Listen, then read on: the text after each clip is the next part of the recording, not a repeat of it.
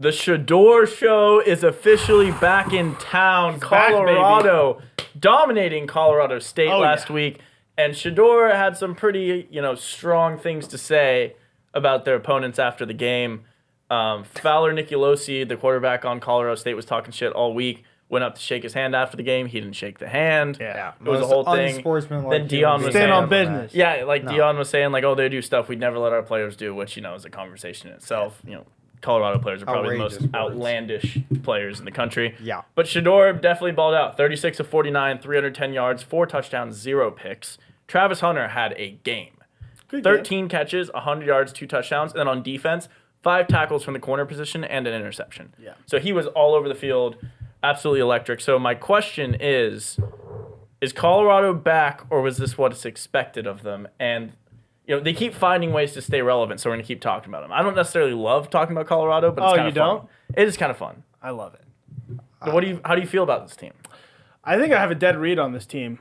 2 weeks ago, if you guys remember, first time on the podcast, I faded Colorado. Against Nebraska. Against Nebraska. Yeah, I was riding you on that. And then last week, flip-flopped. Yeah, you are dead. No, I just You're 3-0 on Colorado. Yeah. No, I know exactly how this team is going to be this year. Are you 3-0? What did you bet week 1? Colorado. What are you all over there? Did they cover? Do you even know?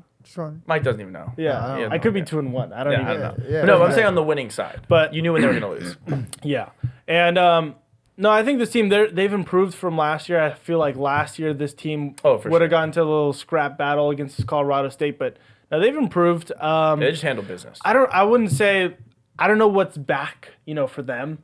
Yeah, you know what I mean? That's fair. I guess in the mix in the Big 12, because we saw Arizona get absolutely walked down last week. I mean, Kansas State's by themselves, but Oklahoma State's, they're pretty good. But the Big 12 doesn't look great. Kansas lost last week, so I don't know. I feel like Colorado could find themselves with a couple more wins, kind of edging back in that maybe relevant conversation in the Big 12. Yeah, I think team-wise, I just don't see it. But yeah, definitely if they rattle off a few wins, they they can make a name for themselves and kind of get thrown around. All of a sudden, ESPN's putting them in. They might win the Big 12. They're already doing it. Mike, No, Mike, what do you think about Shedeur after the game? Because I know you're a big Shedeur guy. That's just annoying. But it's also you're winning against Colorado State. It's a big win. We beat Colorado State 52-0. It's not. Well, they're definitely not Texas. It's not impressive. They don't have an Arch Manning at quarterback. They don't have Quinn Ewers. They don't have an Arch Manning. They might have a Quinn Ewers, but they don't have an Arch Manning. Yeah. No, they don't have anybody. We'll talk about Texas later. Yeah. No, we're talking about Colorado right now. He finds a way. Yeah. No matter what we're talking about, we can be talking about I'm just soccer. saying, you beat a 1-win Colorado State by 19 points. That's not dominate. That's not amazing. Dominate. That's not impressive. Shedeur. Dion Shedeur's not impressive. Dion also kept the starters in with a minute left when they're up 19. The guy's routes. It was kind of interesting. I don't know.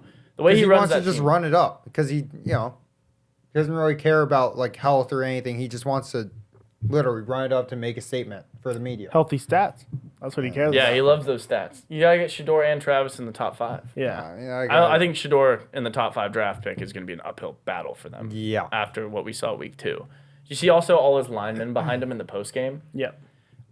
I thought that was pretty forced. That was staged, to be honest. for sure. Well, gun to their head, when you say staged, what do you mean?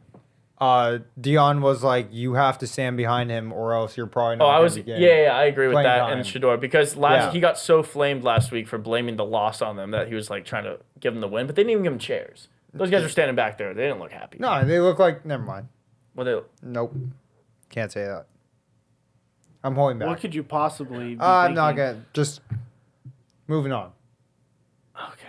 Yeah. Dude, it's so hard to keep a conversation going with you sometimes. Wow.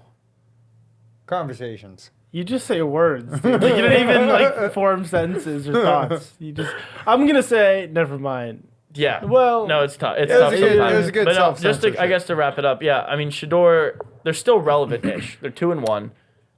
Big 12 plays opening up this week for them, so we'll see how it goes. But Travis Hunter, I guess I'll just close with this. I think he's still unbelievable. Shedeur putting up stats against a bad defense is not surprising me, and then doing nothing against Nebraska is fine. Yeah. But 13 catches, 100 yards, 2 touchdowns, then 5 tackles and a pick, playing every snap is just insane. He's great. No one does it like that in college football. No. So he's I also still needs to pick a position.